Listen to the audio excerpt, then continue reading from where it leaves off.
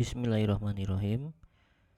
Apa yang terjadi ketika reksadana yang kita punyai ternyata lagi minus? Yang pertama adalah jangan sampai pergerakan naik turunnya harian dari suatu investasi mengalihkan perhatian kita dari tujuan jangka panjang. Jadi ingat bahwa tujuan investasi kita apa? Maka ketika naik turunnya suatu investasi, baik itu saham maupun reksadana, itu jangan sampai membuat kita lupa bahwa kita mempunyai perhatian ataupun goal jangka panjang. Karena kita harus tahu bahwa yang dinamakan investasi itu selalu fluktuasi, itu normal. Jadi di masa lalu fluktuasi tinggi ataupun mengalami penurunan itu sering terjadi. Bahkan di dalam indeks harga saham gabungan itu juga kita lihat di dalam data juga sering naik turun. Begitu juga dengan reksadana yang kita miliki, mungkin bisa suatu saat naik ataupun turun. Tetapi ingat bahwa kita punya tujuan jangka panjang. Maka ketika itu terjadi sebagai pemula, maka kita harus yang persatu adalah jangan sampai panik. Jadi kita hindari itu panik. Nomor 2, jangan sampai kita menjual semua investasi. Jadi kita punya investasi langsung semuanya dijual ataupun kapok berinvestasi, jangan.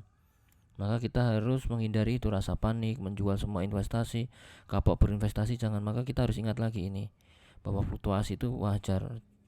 Kita harus ambil suatu pelajaran agar suatu saat ketika terjadi maka kita tidak panik, tidak bersifat menjual ataupun tidak kapok.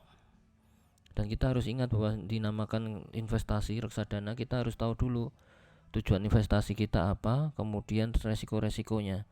Contohnya reksadana pasar uang itu isinya deposito obligasi jatuh tempo kurang dari 1 tahun. Ini resikonya rendah, harga stabil naik. Ini cocok untuk investasi jangka pendek kurang dari 1 tahun.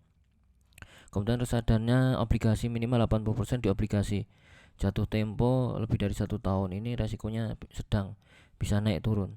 Investasi jangka menengah 1-5 tahun. Reksadana saham ini minimal 80% di saham tercatat di Bursa Efek Indonesia. Ini resikonya memang sangat tinggi. Biasanya untuk investasi jangka panjang lebih dari 5 tahun.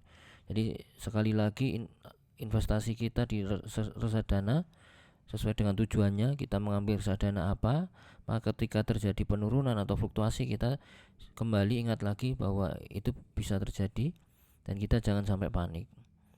Ini tingkat resikonya, ingat bahwa ada reksadana pasar uang, reksadana obligasi, campuran, reksadana saham. Tentang reksadana campuran silakan lihat video tentang reksadana campuran ya. Jadi intinya bahwa setiap reksadana ini mempunyai tingkat resiko yang sendiri-sendiri dan kita hendaknya mengetahuinya. Terima kasih.